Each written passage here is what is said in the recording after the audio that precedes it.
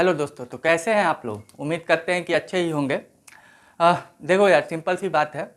मैं तो बताऊंगा ही जो स्टॉक के बारे में बताना है, लेकिन एक चीज़ मैं बता देता हूँ। जिस भी स्टॉक के बारे में आपको जानना हो या फुल एनालिसिस करनी हो, उसकी बिजनेस मॉडल क्या है, कहाँ से पैसे आते हैं, उसको कितना प्रॉफिट होता है, कितना मतलब कॉस्टिंग होती है उसकी, ये सारे चीज़ जानकारी मैं दे सकता हूँ। लेकिन बस एक काम करना होगा आप लोगों को कि आपको जो स्टॉक के बारे में जानना होगा उससे मुझे पूछना होगा। देखो, मैं भगवान तो हूँ नहीं कि अपने आप सारी चीज़ें जान जाऊँगा।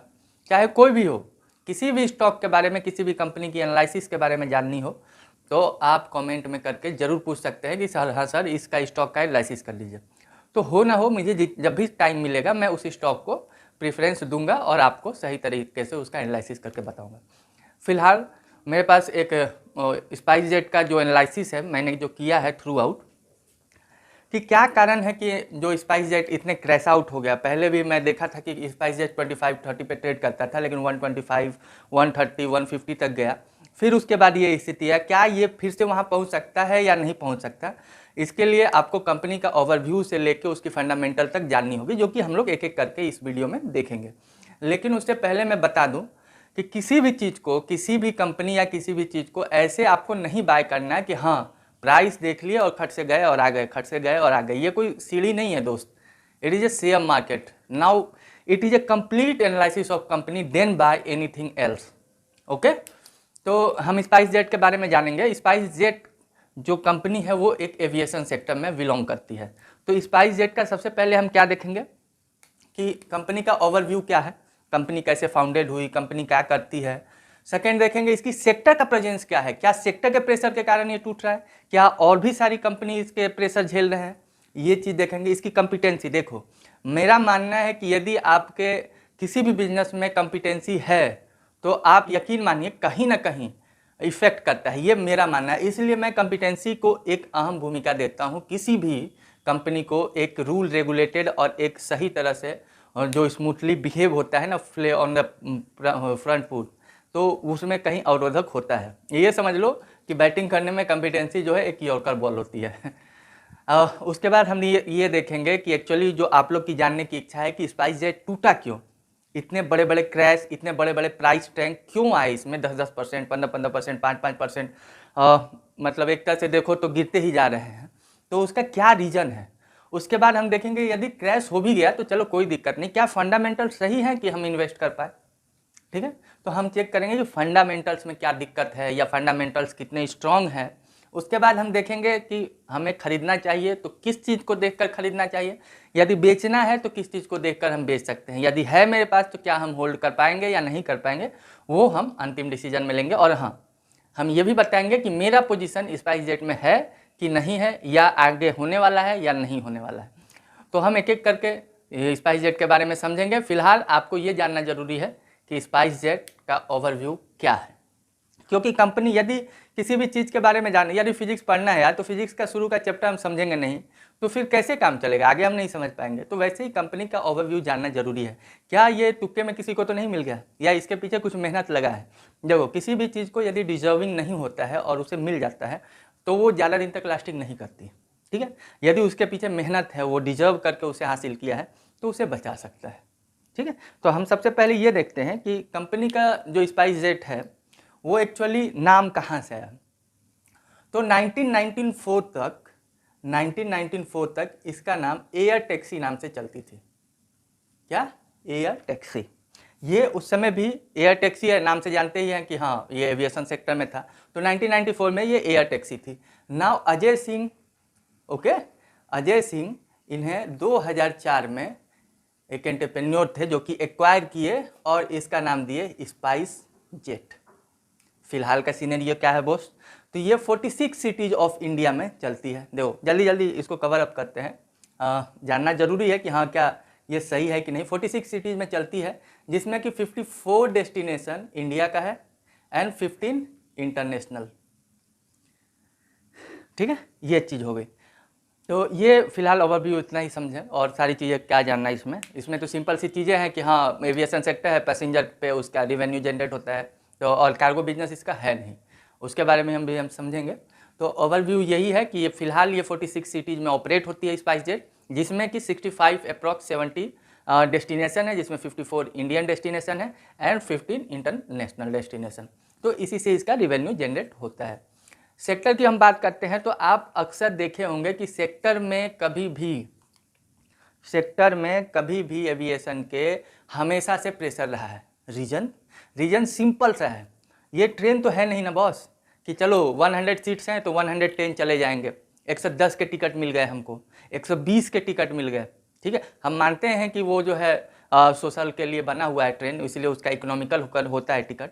लेकिन इसकी सबसे बड़ी समस्या क्या है कि क्यों बोलते हैं कि कॉम्पिटेंसी, इसमें कॉम्पिटेंसी है। कभी भी आप फ्लाइट में जाते हो तो आप ये देख के नहीं जाओगे कि हाँ स्पाइस जेट है, इसमें इसी में हम जाएंगे, नहीं। आपको जाना है, जर्नी तय करनी है, चाहे वो कोई सी भी एयरप्लेन का टिकट मिले, आप उसमें वो रिजर्व करोगे और जाओगे, क्योंकि आपकी जर्नी कैंसिलेशन तो नहीं कर सकते ना ब्रांड बिल्डिंग के तहत। तो इसलिए ये जो है एविएशन सेक्टर हमेशा से प्रेशर में रहता है और मुझे खास कोई पसंद ये सेक्टर नहीं रहता है। तो ये हमेशा से लॉस मेकिंग मेरे लिए, आपके लिए हो सकता है कि ना हो, तो आप इसमें इन्वेस्ट कर सकते हैं। मेरा कोई पर्सनल वो नहीं है कि आपको ज़बरदस्ती में हाँ ठीक है मत करना, ऐसा कुछ नहीं है। लेकिन मुझे ये सेक्टर पसंद बिल्कुल नहीं है। इसका रीज़न यही है कि लोग इसके ब्रांड के तरफ नहीं, इसकी सस्ती टिकट को देख कर जाते हैं, और जितनी सस्ती टिकट उतना ज़्यादा लॉस मेकिंग, क्योंकि और सब चीज़ तो इसमें वो कटिंग नहीं की जा सकती ना, जैसे फ्यूल का कॉस्टिंग हो गया या एम्प्लॉय का जो अपना वो हो गया, तो ये सारी चीज़ें कटिंग नहीं हो सकती। फैसिलिटीज़ है, अपना जीएसटी है, टैक्सेस हैं, ये सब भी चीज़ें कटिंग नहीं हो सकती। इसलिए इसका जो भी रेवेन्यू जनरेशन है वो केवल टिकट पर निर्भर करता है, और टिकट तभी बिकेगा जब सस्ता होगा। तो इसलिए मुझे ये सेक्टर बिल्कुल पसंद नहीं आता है, ठीक है। आपको आता है, और क्या रीज़न है जो आपको आता है आप कमेंट में लिख के भेजना। कॉम्पिटेंसी देखते हैं तो इस सेक्टर में कॉम्पिटेंसी मुझे हाई लगता है, देखो इसका रीज़न क्या है। यदि फ्लाइट बुक है, यदि 5 पैसेंजर्स भी हैं तो उसे लेके जाना है, ठीक है। 5 पैसेंजर्स भी हैं तो लेके जाना है। यदि 180 सीट्स है, 181 पैसेंजर्स हैं, तो वो एक एक्स्ट्रा लगेज नहीं आएगा, 180 ही जाएगा। बट कम होगा तो भी लेके जाना है, ज़्यादा होगा तो हम ज़्यादा नहीं ले जा सकते। ये चीज़ मेन जो है इस सेक्टर को और प्रेशर झेलता है। कॉम्पिटेंसी की बात करें तो बहुत ज़्यादा है, एयर इंडिया है, आकाशा है, इंडिगो है, बहुत सारे सेक्टर, बहुत सारे प्लेयर्स हैं इसमें जो कि कंपटीशन दे रहे हैं स्पाइस जेट को।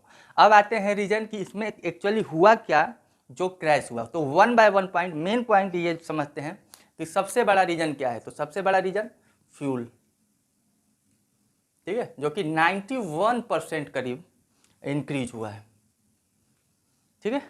फ्यूल का कीमत, क्योंकि ये इसका रॉ मटेरियल है, रॉ मटेरियल मतलब इनपुट है, सबसे ज़्यादा कॉस्टिंग इसमें फ्यूल की होती है, और वही जब 91% बढ़ जाए, आप जानते हैं कि ये इनपुट मटेरियल है किसी भी एविएशन सेक्टर के लिए, तो जब 91% इंक्रीज करेगा तो कहीं ना कहीं हमें हमारी जो कॉस्टिंग होगी वो बढ़ जाएगी और प्रॉफिट कम हो जाएगी। तो ये जो मेन इम्पैक्ट है ये सारे एविएशन सेक्टर पर पड़ा है। लेकिन जब 50% जो है फ्लीट इसका कैंसिल किया गया तो ये और भी इम्पैक्ट किया स्पाइस जेट को क्रैश लैंडिंग करने में, क्योंकि क्रैश लैंडिंग हुआ उसका सबसे अहम पॉइंट था वो था 91% फ्यूल का बढ़ जाना, ठीक है। और सेकेंड जो है वो 50% ऑफ फ्लीट कैंसिलेशन हुआ।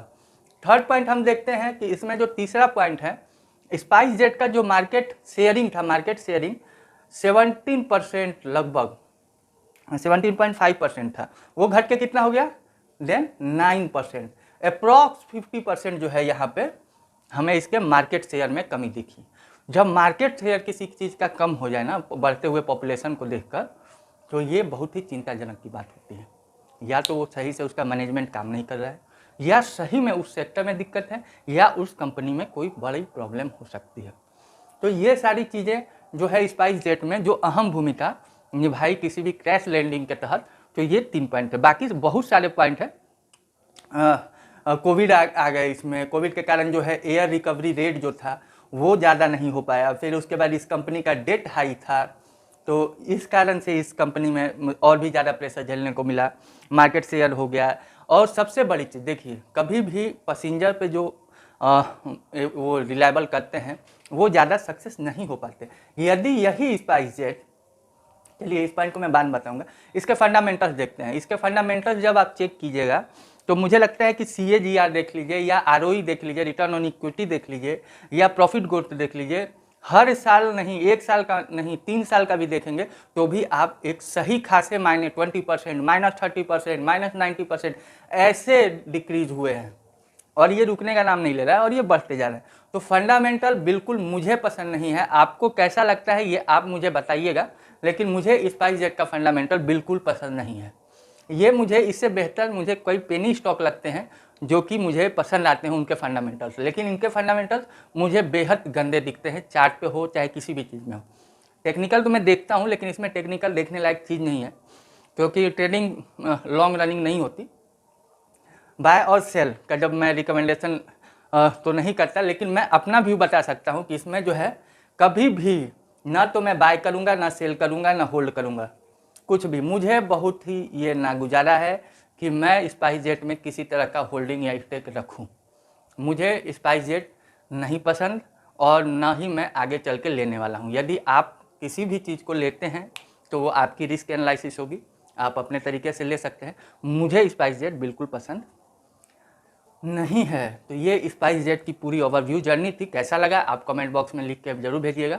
और भी किसी स्टॉक के बारे में जानना हो तो आप मुझे कमेंट बॉक्स में लिख के भेजिएगा, उसका ओवरव्यू से लेकर फंडामेंटल तक मैं आपको दूंगा। और मेरा क्या उसमें वो एनालिसिस है, मैं क्या करना चाहता हूँ, वो भी मैं अंतिम में आपको बताऊँगा। चैनल को सब्सक्राइब करें, यदि नहीं भी करेंगे फिर भी मैं अगले स्टॉक के साथ आपके सामने आऊँगा। थैंक